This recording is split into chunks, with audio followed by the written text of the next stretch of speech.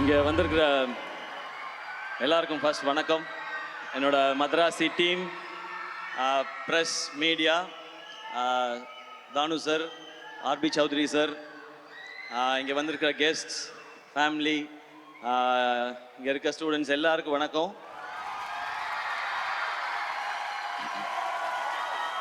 நான் விழும்போது கை கொடுத்து, எழும்போது என்னை தூக்கி விடுற என்னுடைய ஃபேன்ஸான என் பிரதர்ஸ் அண்ட் சிஸ்டர்ஸ் எல்லாருக்கும் வணக்கம், நன்றி. ஃபர்ஸ்ட் எல்லாருக்கும் ஒரு தேங்க்ஸ் சொல்லிக்கிறேன். இதுக்கு முன்னாடி அமரனுக்கு நீங்கள் கொடுத்த வரவேற்புக்கு ரொம்ப பெரிய நன்றி. இது அமரனுக்கு அடுத்த படம் மதராசி. பட் இதுக்குள்ளே போகிறதுக்கு முன்னாடி நான் ஃபஸ்ட்டு யோசிச்சது என்னென்னா, இப்போ நம்ம ஒரு ஃபங்க்ஷன், ஒரு ஈவெண்ட் அப்படின்னா ஸ்டேஜ் முக்கியம், லைட்ஸ் முக்கியம், பெர்ஃபார்மன்ஸ் முக்கியம், இந்த மாதிரி சூப்பரான ஆங்கர்ஸ் முக்கியம். பட் இதெல்லாம் தாண்டி ரொம்ப முக்கியம் க்ரௌட், ஆடியன்ஸ். நீங்கள் இல்லைன்னு வச்சுங்களேன், அதுவும் இப்படி ஒரு இதில் இப்போ ஆடியோ லான்ச்க்கு என்ன ஆயிடுச்சுன்னா, க்ரௌடு முக்கியன்றதை விட அந்த வென்யூ முக்கியமாயிடுச்சு. Sairam college, thank you. நீங்களாம் காலேஜ் வரீங்களோ இல்லையோ, நான் அடிக்கடி வந்துடுறேன் சாய்ராம் காலேஜுக்கு. எனக்கு தெரிஞ்சு நம்ம சார் இருக்காரு, எனக்கு தெரிஞ்சு ஆடியோ லான்ச்சுக்கு ஒரு தனி கோர்ஸ் வந்துடும் நினைக்கிறேன் சாய்ராம் காலேஜில் கொஞ்ச நாளில். ஸோ எனக்கு முன்னாடி வரும்போது ஆடியோ லான்ச்சுக்கு போகிறோம், அங்கே எப்படி இருக்கும் அப்படின்னு தெரிலன்னு இருந்துச்சு. இப்போ சாய்ராமுக்கு போகிறோம், நம்ம இடத்துக்கு போகிறோம், என்ன ஜாலியாக இருக்கும் அப்படின்றது தான் ஃபீல். இது நான் சும்மா நீங்கள் கை தட்டுவீங்க அப்படின்றதுக்கு சொல்லலை. இங்கே இருக்கிற இந்த ஹீட்டில், இந்த வேர்வையில் கடந்த 4 மணி நேரமாக நீங்கள் ஒரு எனர்ஜி கொடுத்துட்ருக்கீங்கல்ல, வேற லெவல். இங்கே இன்னைக்கு மதராசி ஆடியோ லான்ச். இந்த படத்தை பற்றி பேசுகிறதுக்கு முன்னாடி நான் ஒரு சின்ன ஃப்ளாஷ்பேக் மட்டும் போயிட்டு வரேன். 2014 போயிட்டு வரேன். ஒரு 14 வருஷம் முன்னாடி, 12 ஒரு 14 வருஷம் முன்னாடி நான் வந்து ஆங்கராக இருந்த டைம். அப்போ வந்து 7ஆம் அறிவு படம் ரிலீஸ். அப்போ எனக்கு ஒரு ஃபோன் கால் வந்துச்சு, இந்த மாதிரி நீங்கள் 7ஆம் அறிவு படத்தில் வந்து ஆடியோ லான்ச் நடக்குது, அதுக்கு நீங்கள் ஆங்கராக பண்ண முடியுமான்னு. ஏங்க எவ்வளோ பெரிய படம், எவ்வளோ பெரிய பெரிய காம்பினேஷன் இதை நான் பண்ணுறதுக்கு என்ன, உடனே பண்ணுறேன் அப்படின்னு சொல்லிட்டு உடனே ஒத்துக்கிட்டேன். அவ்வளோ எக்ஸைட்மெண்ட் எனக்கு. அப்புறம் ஒரு 2 நாளில் திரும்ப ஃபோன் வந்துச்சு, இல்லைங்க அது கரெக்டாக வராதுன்னு நினைக்கிறேன், அது வந்து ஒரு ஹீரோ வச்சு போகலான்னு முடிவு பண்ணிட்டாங்க, அதனால நீங்கள் அதில் ஆங்கரிங் பண்ண முடியாது, ஸ்கிரிப்ட் பண்ணுறீங்களான்னு கேட்டாங்க. நான் சொன்னேன், ஏங்க இவ்வளோ பெரிய படத்தில் ஏதாவது ஒரு பார்ட்டாக இருந்தால் கூட எனக்கு ஓகே தான், அதனால் நான் வந்து பண்ணுறேன்னு சொன்னேன். அந்த ஷோ வந்து ஜெய் அண்ணன் ஹோஸ்ட் பண்ணாங்க, எனக்கு அவரை ரொம்ப பிடிக்கும். அதனால நான் இந்த மாதிரி ஒரு ஈவெண்ட் ஸ்டேஜுக்கு பின்னாடி சைடில் நின்று ஜெய் அண்ணனுக்கு வந்து நெக்ஸ்ட் லிங்க் சொல்லிகிட்டே இருக்கணும். அந்த கேப்பில் வந்து நான் பார்த்தா சூர்யா சார் உட்காந்துருக்காங்க, முருகதாஸ் சார் உட்காந்துருக்காங்க, பக்கத்தில் உதயநிதி ஸ்டாலின் சார் உட்காந்துருக்காரு, செம்ம க்ரௌடு எல்லாமே இருக்குது. அந்த கேப்பில் தான் அது தெரிஞ்சுக்கிட்டே இருந்தது. அதுவே எனக்கு அவ்வளோ சந்தோஷம்.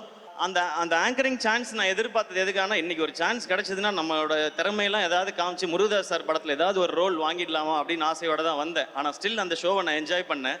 அப்படியே ஒரு சில வருஷம் கழித்து இன்னொரு ஃபோன் கால் வந்தது. முருகதாஸ் சாரோட ஏஆர் முருகதாஸ் ப்ரொடக்ஷன்ஸில் ஒரு படம் பண்ணுறாங்க, அவருடைய அசிஸ்டண்ட்டை வச்சு நீங்கள் ஹீரோவாக நடிக்கணும்னு சொல்கிறாங்க. அடடே, இதுக்கு தானே நம்ம ஆசைப்பட்டோம், நம்ம ரெடின்னு சொல்லி போனேன். அதுதான் அந்த மான் கராத்தே படம்.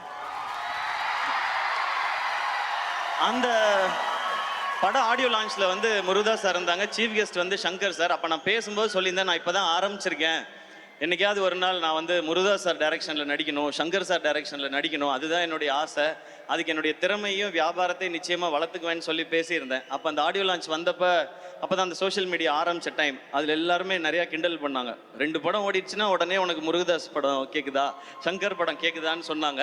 ஆனால் அன்றைக்கி ஒரு நம்பிக்கை மட்டும் இருந்துச்சு, விடாமல் உழைச்சா என்றைக்கோ ஒரு நாள் அது நடந்துரும்ன்ற நம்பிக்கை இருந்துச்சு. நீங்கள் கை தட்டிக்கிட்டே இருந்தீங்க, நான் ஓடிக்கிட்டே இருந்தேன். இன்னைக்கு மதராசி ஏஆர் முருகதாஸ் சார் டைரக்ஷனில் நான் ஹீரோ இங்கே நின்று பேசிக்கிட்டு இருக்கேன். இது நான் மட்டும் உழைச்சி அப்படி பண்ணிட்டெல்லாம் கிடையாது. நம்மால் ஒருத்தன் ஓடுறான்டா, அவனை தட்டி கொடுறா, தூக்கிட்டு போகணுண்டான்னு சொல்லி நீங்கள் எல்லாரும் கை தட்டி என்னை தூக்கிட்டு வந்தீங்க, நிற்க வச்சிருக்கீங்க. அந்த எனர்ஜியோட தான் இந்த படத்தில் நான் வேலை பார்த்துருக்கேன். ஏஆர் முருகதாஸ் சார், நீங்கள் வந்து எல்லா ஹீரோஸ்க்கும் உங்களோட நடிக்கணும்னு ஆசை சார். ஏன்னா உங்களுடைய படங்கள் அந்த மாதிரி. உங்களுடைய முதல் படம் தலையோட தீனா, அவருக்கு தலைன்னு டைட்டில் கிடைச்ச படம். அந்த ஃபர்ஸ்ட் ஷாட் ஞாபகம் இருக்கு. அவர் அந்த தண்ணியில அவருடைய கால் ஷாட் ஒன்று வரும், ஒரு கண்ணாடி ஒன்று உடஞ்சிருக்கு, அதில் அவர் கண்ணு ஷாட் ஒன்று வரும், அது எனக்கு ஞாபகம் இருக்கு. அதுக்கடுத்து நீங்க கேப்டனை வச்சு ரமணா பண்ணீங்க. அது வரைக்கும் நம்ம பார்த்த கேப்டன் வேற, ஒரு மாஸ் ஹீரோவா இருந்த கேப்டனை மாஸ் லீடரா மாத்தினது ரமணா படமும் அவருடைய அந்த லுக்கும் பெர்ஃபார்மன்ஸும். அதுக்கப்புறம் கஜினி சொல்லவே வேணாம். சூர்யா சாரை பயங்கரமா நம்ம ரசிச்சுட்டு இருக்கும்போது அவருக்கு 2 ஷேடு. இந்த பக்கம் வந்து சஞ்சய் ராமசாமின்னு பயங்கர ஸ்டைலிஷா ஒரு லவர் பாயா ஒரு சைடு, இன்னொரு சைடு அந்த மொரட்டு ஆக்ஷனா அவருடைய லுக். அதுக்கப்புறம் துப்பாக்கி,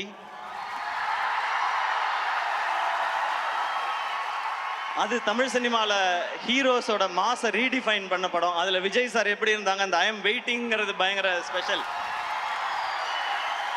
அதுக்கப்புறம் நீங்க கத்தி பண்ணீங்க, தர்பார் பண்ணீங்க. அது மட்டும் இல்லாம நீங்க ஒர்க் பண்ண ஹீரோஸ் எல்லாம் பார்த்தா சூப்பர் ஸ்டார் ரஜினி சார், இந்த பக்கம் சிரஞ்சீவி சார், இந்த பக்கம் மகேஷ் பாபு சார், அப்புறம் ஆமீர் கான் சார், சல்மான் கான் சார், இந்த வரிசையில சிவகார்த்திகேயனையும் சேர்த்துக்கிட்டதுக்கு ரொம்ப தேங்க்ஸ். எனக்கு இதெல்லாம் ரொம்ப சர்ரியல் மூமெண்ட் சார். இதெல்லாம் நான் இதுக்கு ஆசைப்பட்டு வரல, ஆனா இந்த மாதிரிலாம் என்னைக்காவது நடக்கும்னு ஒரு துளி நம்பிக்கையோட தான் இந்த மேடைக்கு வந்தேன். இதுல நான் இங்க தமிழ்நாட்டு மக்கள் எல்லாருக்கும் எவ்வளவு பெரிய நன்றி சொன்னாலும் பத்தவே பத்தாது. முருகதாஸ் சாரோட எனர்ஜி, அவருடைய கதை சொல்ற விதம், இது வந்து தமிழ்நாட்டு மக்கள் எல்லாருக்குமே ரொம்ப பிடிச்சது. எனக்கு இன்னொரு பர்சனலா ஒரு கனெக்ஷன் இருக்கு. முருகதாஸ் சார் உங்க பேர்ல என் அப்பா பேரும் இருக்கு, அது ஒரு கனெக்ஷன். என் அப்பாவுக்கு ரொம்ப பிடிச்ச இயக்குனர் நீங்க. ரமணா அவருக்கு ரொம்ப ரொம்ப பிடிக்கும். ஐ திங்க் இன்னைக்கு அப்பா இருந்தா பயங்கர ஹாப்பியா இருந்திருப்பாங்கன்னு நினைக்கிறேன். இப்படி ஒரு டேரக்டரோட நம்ம பையன் ஒர்க் பண்றான்னு சொல்லி. உங்களோட படத்துல இருக்க விஷுவல் ஆகட்டும், ஹீரோயிசம் ஆகட்டும், சாங்ஸ் ஆகட்டும், பஞ்சஸ் ஆகட்டும், ஃபைட் எல்லாமே ரொம்ப ஸ்பெஷல் சார்.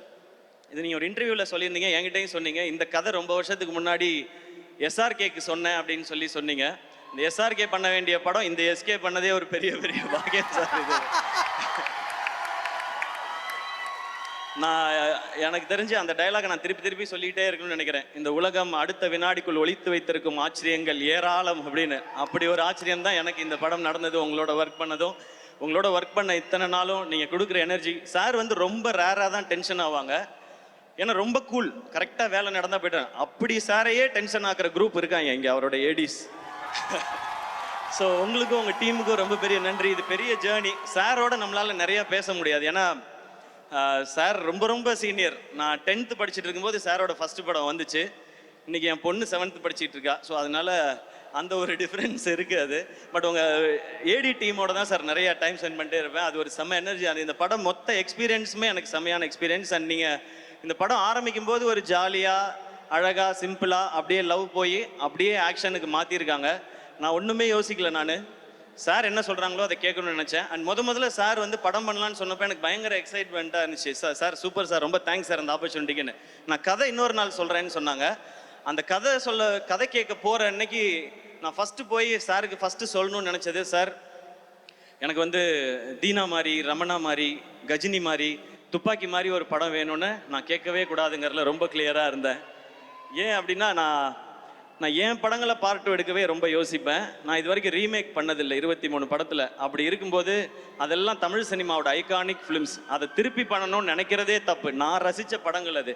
பட் அதில் இருக்க இம்பேக்ட் கொடுக்குற அளவுக்கு ஒரு கதை இருக்குன்றதை தான் நான் நம்பிக்கையோடு போனேன். ஸோ அந்த ஃபர்ஸ்ட் ஹாஃப் சொல்லி முடித்தோடனே, இன்டர்வல் கேட்டோடனே எனக்கு பயங்கர குஷி ஆயிடுச்சு. அப்புறம் செகண்ட் ஹாஃப் வந்து உங்களுக்கு ஐடியா மட்டும் நான் இன்னொரு நாள் சொல்கிறேன்னு சொல்லி இந்த நரேஷன்லாம் ஒவ்வொரு நாளும் செம்மையாக இருந்துச்சு. அது ஷூட்டிங் ஸ்பாட் எதுவாக இருந்தாலும் சார் ஒரு அழகான ஸ்மைலோடே இருப்பாங்க. நான் ரொம்ப பெரிய டைரக்டர், நீ ஜூனியர் அப்படின்றதெல்லாம் அவங்க கொடுக்கவே இல்லை. ஒரு ஹீரோ அப்படின்னா அவங்களுக்கு என்ன ரெஸ்பெக்ட் கொடுக்கணுமோ அதை தெளிவாக கொடுத்தாங்க. அதனால தான் சார் இன்றைக்கும் ஒரு டாப் டைரக்டராக இருந்துகிட்டே இருக்காங்கன்னு நினைக்கிறேன். தேங்க்யூ ஸோ மச் சார், இந்த படத்துக்கும் இந்த ஜேர்னிக்கும் இந்த எக்ஸ்பீரியன்ஸ்க்கும். இப்போ அப்படியே நான் டீமில் ஒவ்வொருத்தருக்காக வரேன். நான் ஆரம்பிக்கிறதுக்கு முன்னாடி ப்ரொடியூசர் அவங்கள பற்றி பேசுகிறேன். திருப்பதி பிரசாத் சார்.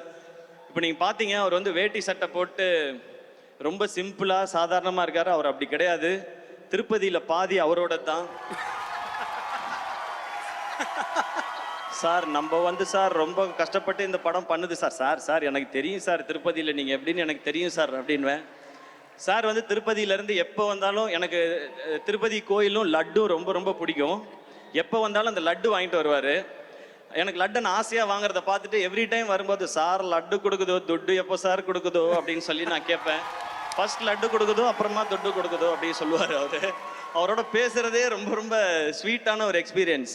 அவர் ஒரு பயங்கரமான ஆள். அது உங்களுக்கு இந்த படம்லாம் பார்த்தீங்கன்னா தெரியும். இப்படி ஒரு படத்தை இப்படி எடுக்கணும்னு நினைச்சது. ஸோ இந்த படத்துக்கு நீங்கள் செலவு பண்ணியிருக்கிறது அது எல்லாமே ஃபஸ்ட்டு பேசும்போது இந்த காம்பினேஷன் அமைக்கிறது வந்து இது மாவீரன் ஷூட்டிங் நடந்துட்டு இருக்கும்போது ஆரம்பிச்சது இந்த ஜேர்னி. அப்போ நமக்கு இருந்த வியாபாரத்துக்குள்ள ஆனால் முருகதாஸ் சார் இதில் அகாமடேட் பண்ணணும், எல்லாருக்கும் சேலரி கொடுக்கணும், ஒரு படத்துக்கும் செலவு பண்ணணும். நான் அவர்கிட்ட சொன்னது அதான், எனக்கு சேலரி பேசிக்காக என்ன சேலரியோ அதை கொடுங்க சார், நீங்கள் படத்துக்கு செலவு பண்ணுங்க சார், அப்புறமா ப்ராஃபிட் வரும்போது நான் அதில் ஷேர் பண்ணிக்கிறேன் சார்னு சொன்னேன். சூப்பர் சார், நல்லா சொல்லிச்சு சார், நம்ம இப்படி பண்ணது சார் அப்படின்னு சொல்லி சூப்பராக பண்ணார். பட் படத்துக்கு அவர் எந்த குறையும் வைக்காமல் அப்படி பண்ணியிருக்காரு. என்னை நல்லா பார்த்துக்கிட்டீங்க sir. Thank you so much sir Prasad sir.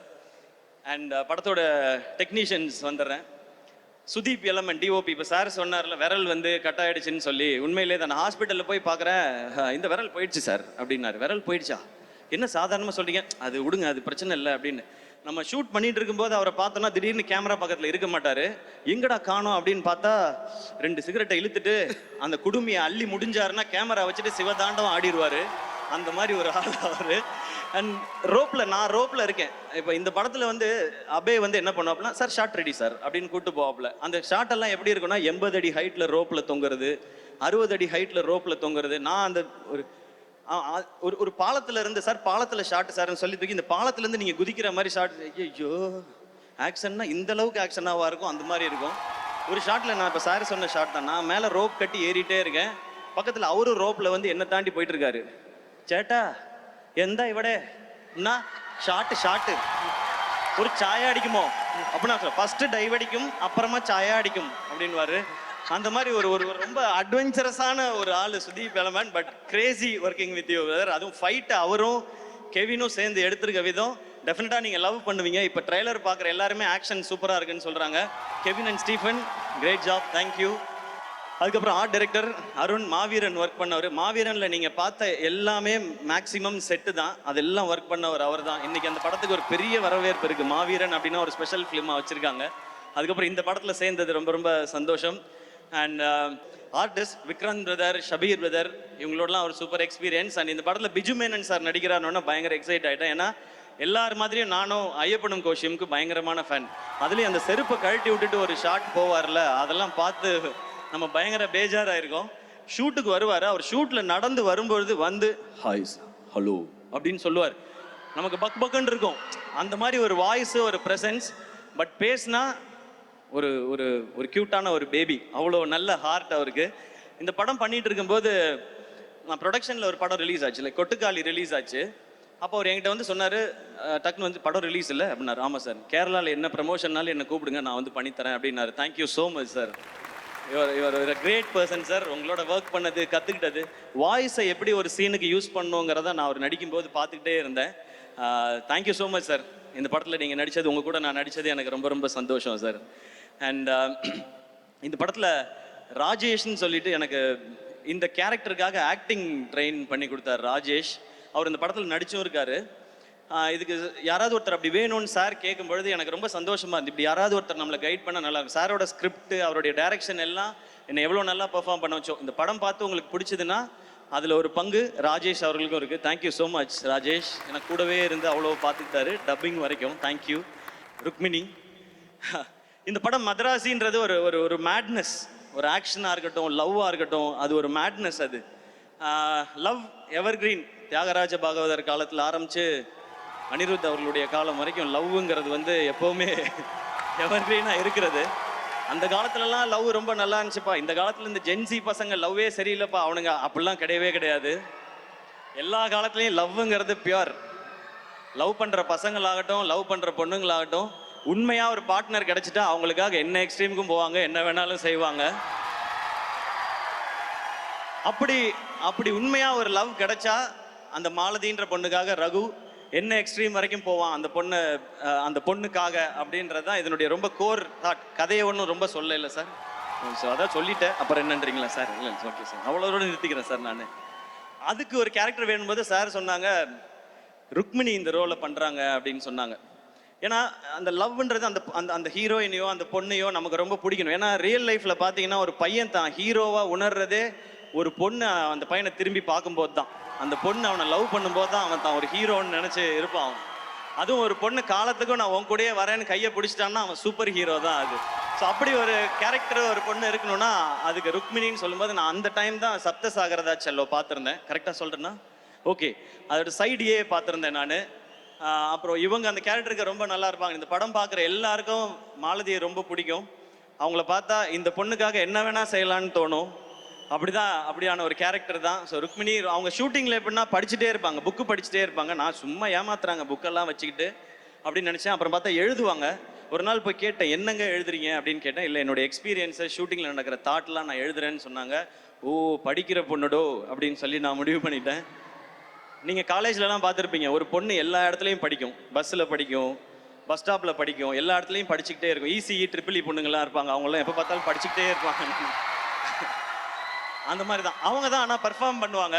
அந்த மாதிரி அவங்களும் அந்த மாதிரி பர்ஃபார்ம் பண்ணியிருக்காங்க. Very happy to work with you. ஒரு ஒரு ரொம்ப ரொம்ப ஒரு ரொம்ப நல்ல கேரக்டர் நீங்கன்றது ஆன் ஸ்க்ரீனில் மட்டும் இல்லை, ஆஃப் ஸ்க்ரீன்லையும் நான் தெரிஞ்சுக்கிட்டேன். So very happy to work with you. And அவங்க இப்போ நிறையா பேன் இண்டியன் ஃபிலிம்ஸ் பண்ணிகிட்டே இருக்காங்க. எல்லாத்துக்கும் என்னுடைய விஷஸ்.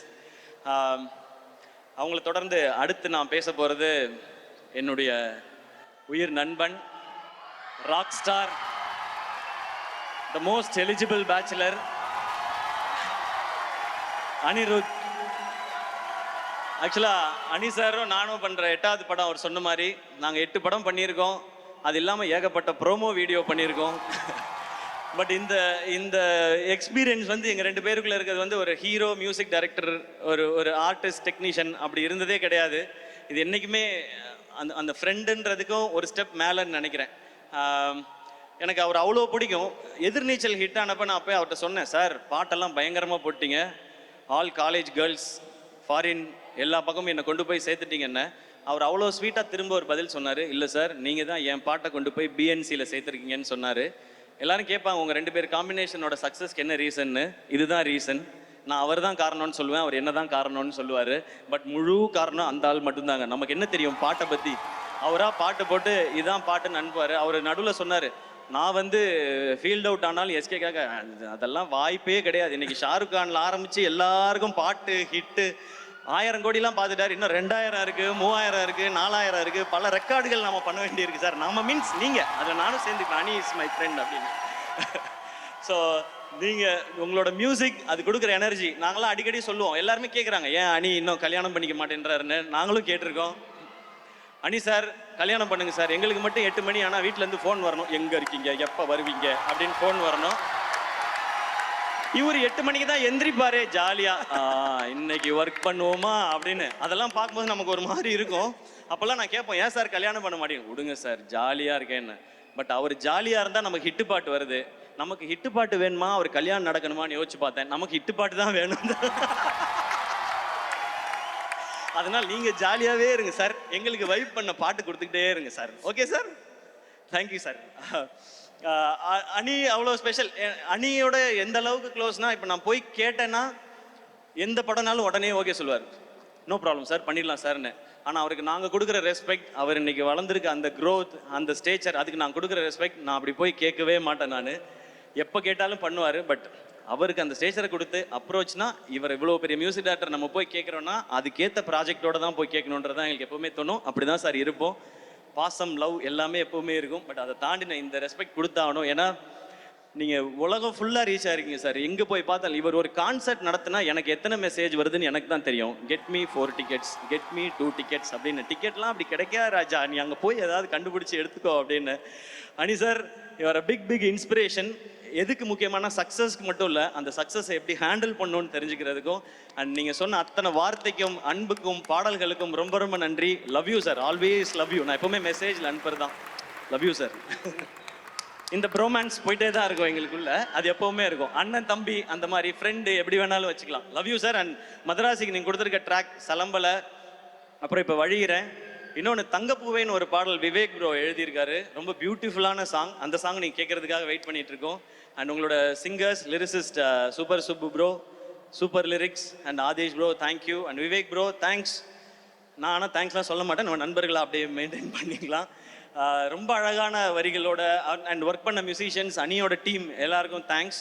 நம்ம மேட்னஸ் இந்த படத்துல சொல்லும்போது லவ் அண்ட் ஆக்ஷன் இருக்கு. ஆக்ஷன் இன்னொரு பக்கம் ஒரு பயங்கர மேடான ஒரு ஒர்க் இருக்கு. ஸோ வில்லன் யார் பண்றா அப்படின் போது சார் சொன்னாங்க வித்யுத் ஜாம்வால் அப்படின்னாங்க.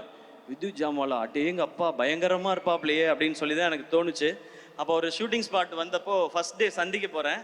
நான் என்ன பண்ணேன், தூத்துக்குடியில் ஷூட் பண்ணும்போது காலையில் 4 மணிக்கு எந்திரிச்சு திருச்செந்தூர் கோயில் போகிறதுக்காக கிளம்பிட்டு இருந்தேன். நான் வெளியே வந்தேன். வெளியே வந்தால் தூரத்தில் ஒரு உருவம், நல்ல ஹைட்டு, கை வந்து கிரிக்கெட் பேட் மாதிரி இருக்கு. ஆள் அப்படியே திரும்பினா அது வித்யுத் ஜாம்வால். அது அவர் வந்து ஹாய் அப்படின்னு கை கொடுத்தாரு. நம்ம வந்து வேஷ்டி சட்டை நெத்தியில் பட்டை போட்டுக்கிட்டு ஹாய் அப்படின்னு சொல்லி கையை கொடுத்தேன். நான் சிவா அப்படின்னாரு. Yes sir, Siva Siva great man, I'm very happy to work with யூனாரு. கை அப்போவே இருக்கியா பிடிச்சாப்புல. ஐயோ ஐயோ இவர் கூட தான் நம்ம ஃபைட் பண்ணணுமான்னு சொல்லிட்டு ஓகே சார் சி யூ இந்த ஈவினிங் சொல்லிட்டு கோயிலுக்கு போய் நேராக முருகட்ட, முருகா அந்த மனுஷன்ட்டு அந்த மட்டும் நீ பத்திரமா பார்த்துக்க, ஒரு பஞ்சு மூஞ்சில் விழுந்தாலும் உனக்கு என்னை அடையாளம் தெரியாமல் போயிடும், இது ஓம் பொறுப்பு, நீ பார்த்துக்கன்னு சொல்லி வந்தேன். அப்புறம் அந்த ஃபைட் வந்துச்சு, கிளைமேக்ஸ் ஃபைட்டு. அப்போ நான் மனசுக்குள்ளே நினச்சிக்கிட்டதெல்லாம் ஒன்று தான், அடிக்கிறோமோ இல்லையோ தடுக்கிறோம். லோஜக் மோஜக் பஜக், இதுதான் நம்ம தாரக மந்திரம்னு சொல்லிட்டு அங்கே போனேன். ஆக்ஷன் பண்ணும்போது அந்த ஆள் தடுக்கிறாப்புல, தடுக்கும் போதே வலிக்குது. நான் அங்கே நின்று பண்ணிட்டு வெளியே வந்து இந்த ஆள் உண்மையிலே அடிக்கிறான், இதை விடக்கூடாது அப்படின்னு சொல்லி இந்த ஃபைட்டை பயங்கரமாக பண்ணி, ஏன்னா அவர் ப்ரொஃபஷனல், அவர் பயங்கரமா you can do it man, come on man, you can do it. அப்படி கையை மட்டும் கொடுக்காத, நீ நசுக்கி விட்டுருவா, இந்த வேலையை வச்சுக்காது அப்படின்னு சொல்லி தான் நான் பண்ணேன். பட் ஃபைட்டை பயங்கரமாக பண்ணி ஆகணும், ஏன்னா ஸ்கிரிப்டோட ரொம்ப பீக் மூமெண்ட் அது, கிளைமேக்ஸ் பயங்கரமாக இருக்கணும். அப்போ ஓகே நம்ம என்னமா அது பண்ணி ரிஹர்சல் பண்ணியாவது பண்ணிடலான்னு சொல்லி நான் முடிவு பண்ணி இறங்கி ஃபைட் பண்ணிட்டேன். அப்புறம் அவரே அப்ரிஷியேட் பண்ணார். அப்போ மனசுக்குள்ள நினச்சிக்கிட்டேன், எத்தனை கேப்டன் படம், எத்தனை அர்ஜுன் படம், சரத்குமார் படம்லாம் பார்த்துருக்கோம், விடுவோமா நாங்கள் ஃபைட்டை அப்படின்னு சொல்லி அப்படி நின்றுட்டோம். ஒரு மாதிரி அவரோட சேர்ந்து படத்தில் பார்க்கும்போது எக்ஸைட்டிங்காக இருக்கும். Vidyut Jammwal bro thank you so much. ஏன்னா அந்த சிங்க் வரணும் 2 பேருக்கும், இல்லைன்னா கண்டிப்பாக 1-2 அடி விழும். அப்படியே விழுந்துச்சு, ரெக்கவர் ஆகிறதுக்கு 2-3 நாள் ஆச்சு. பதிலுக்கு அவருக்கும் 2-3 விழுந்திருக்கும், நம்மளும் அதை பண்ணியிருப்போம் இல்லையா. அந்த மாதிரி தானே நம்ம ஸ்கூலில் கில்லுனாலே சும்மா இருக்காதுல்ல, திருப்பி கில்றாள் நம்ம எப்படி அப்படி விடுவோம். ஸோ அதெல்லாம் நடந்துச்சு. பட் ஒரு ஒரு கிவ் அண்ட் டேக்கில் நல்லா வந்திருக்குன்னு நம்புகிறேன். சார் அப்ரிஷியேட் பண்ணும்போது ரொம்ப சந்தோஷமாக இருக்குது. இந்த இந்த இந்த ஷூட்டிங் ஸ்பாட்டே ஒரு மாதிரி நமக்கு ஒரு ரொம்ப சரியலான எக்ஸ்பீரியன்ஸ் தான். ஏன்னா அவங்க எல்லாருக்கும் தெரியும் எனக்கு துப்பாக்கி படம் எவ்வளோ பிடிக்கும்னு சொல்லி. நான் அந்த டைமில் போட்ட ட்வீட் ஒன்று இருக்குது, இன்னைக்கு தேதியில் கையில் துப்பாக்கி வச்சிருக்கவனோட துப்பாக்கி டிக்கெட் வச்சிருக்கவன் தான் பெரிய ஆளு, I got the FDFS ticket I சேன்னு சொல்லியிருப்பேன். அந்தளவுக்கு எனக்கு அந்த படம் பிடிக்கும். அந்த படம் ட்ரெய்லர் வரும்போதே எனக்கு அவ்வளோ ஆர்வம். இப்போ ஷூட்டிங்கில் யோசிச்சு பாருங்கள், எனக்கு இந்த பக்கம் துப்பாக்கி டைரக்டர், இந்த பக்கம் துப்பாக்கி வில்லன், நடுவில் நம்ம, அண்ட் இதுக்கு நடுவில் வந்து விஜய் சார் வந்து அவரோட ஒரு சீன் நமக்கு துப்பாக்கி கொடுக்குற மாதிரி. இதை எதிர்பார்த்து அன்னைக்கு அந்த ட்வீட் நான் போடல, சார் படத்தில் நடிப்பேன்னு நினச்சி நான் போடல, இதெல்லாம் நடக்கும்னு நினச்சி போடல. இது கடவுளும் நீங்களும் கொடுத்தது, இப்படி தான் நடக்கணும்னு நீங்கள் முடிவு பண்ணியிருக்கீங்க, அதுபடி போயிட்டுருக்கு.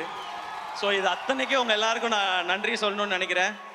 அண்ட் இவ்வளோ தூரம் அதை பேசிட்டதுனால அந்த ஒரு மேட்டரை இங்கே பேசிடலான்னு நினைக்கிறேன் நான். ஏன்னா இவ்வளோ தூரம் அப்படியே நார்மலாக தான் இருந்துச்சு. சரி அது வேணுமா வேணாமான்னு மைண்டுக்குள்ளே ஓடிக்கிட்டே இருக்குது. பட் துப்பாக்கி இதெல்லாம் பேசியாச்சு, அதனால் நான் அதையும் பேசிடுறேன். இந்த விஜய் சாரோட இந்த சீன் நடித்ததுக்கப்புறம் நிறைய பேருக்கு ரொம்ப சந்தோஷம், ரொம்ப அழகா இருக்கேன் இந்த சீனுன்னு சொல்லி. நான் அதை பார்க்குற விதம் வந்து நல்லா பண்ணுற தம்பி, நீ இதை இன்னும் நல்லா பண்ணுன்னு அவர் தட்டி கொடுக்குறதா தான் நான் பார்த்தேன். ஆனால் ஒரு சிலர் என்ன சொல்ல ஆரம்பிச்சிட்டாங்கன்னா, இவர் வந்து அடுத்த தளபதியாக பார்க்குறாரு, இவர் வந்து அந்த தளபதியாக பார்க்குறாரு, இந்த தளபதியாக பார்க்குறாரு, குட்டி தளபதி, திடீர் தளபதி அப்படிலாம் சொல்கிறாங்க. நான் சொல்லிக்கிறது ஒன்னே ஒன்று தான், நான் அப்படி நினைக்கிற ஆளாக இருந்தால் அவரும் என்கிட்ட துப்பாக்கியை கொடுத்துருக்க மாட்டார், நானும் வாங்கியிருக்க மாட்டேன். அண்ணன் அண்ணன் தான், தம்பி தம்பி தான். இந்த லெவல்லையே நான் இதை புரிஞ்சுக்கிட்டு இப்படி தான் இருக்கணும்னு நான் நினைக்கிறேன். இதை இந்த மேடையில் தெளிவாகவும் சொல்லிக்கிறேன். ஏன்னா எங்கெங்கேயோ சொல்லி பார்த்தேன், அதை சிலர் விடுறதா இல்லை. இப்போ என்ன சொல்றாங்கன்னா, இவர் வந்து அவருடைய ரசிகர்களை பிடிக்கணும்னு நினைக்கிறார். அப்படிலாம் யார் ரசிகர்களையும் யாரும் பிடிச்சிட முடியாது ராஜா. ரசிகர்ன்றது ஒரு பவர், ஒரு பவர் அது. விஜய் சார் வந்து இன்னைக்கு நான் படம் லாஸ்ட் படம் நடிக்கிறேன், அடுத்து அரசியலுக்கு போறேன் போது பின்னாடியே அவரோட நின்று போறாங்க. தல அஜித் சார் மன்றத்தை கலைச்சு ரொம்ப வருஷம் ஆச்சு. நீங்க மன்றத்தை கலைச்சாலும் பரவாயில்ல, நாங்க உங்க கூட தான் நிப்போன்னு நிக்கிறாங்க. இந்த பக்கம் கமல் சார், அவர் மாதிரி பெர்ஃபார்ம் பண்ண இந்தியாவிலே ஆள் கிடையாது. அவர் வெற்றி தோல்வி இதெல்லாம் விட்டுட்டு உண்மையான கலைஞன், என்னோட கலைஞன், உலகநாயகன் கூட இன்னமும் நிற்கிறாங்க. இந்த பக்கம் சூப்பர் ஸ்டார் ரஜினிகாந்த் சார் 50 வருஷமா சூப்பர் ஸ்டாரா நிற்கும் போது அவங்களோட நிற்கிறாங்க. இந்த மாதிரி தான் அடுத்து இருக்க Suriya sir, Vikram sir, Simbu sir, Dhanush sir, இவங்க எல்லாருக்கும் ரசிகர்கள் இருக்கிறாங்க. அப்படி போய் அவங்க ரசிகர்களை நம்ம எடுத்துக்க முடியாது. நம்ம ரசிகர்களை சம்பாதிக்கணும். என்னோட ஸ்ட்ரென்த்துக்கு நான் ஏதோ ஒரு 13 வருஷம் போராடி விழுந்து எந்திரிச்சு கஷ்டப்பட்டு நான் கொஞ்சம் பேரை சம்பாரிச்சிருக்கேன் இங்க.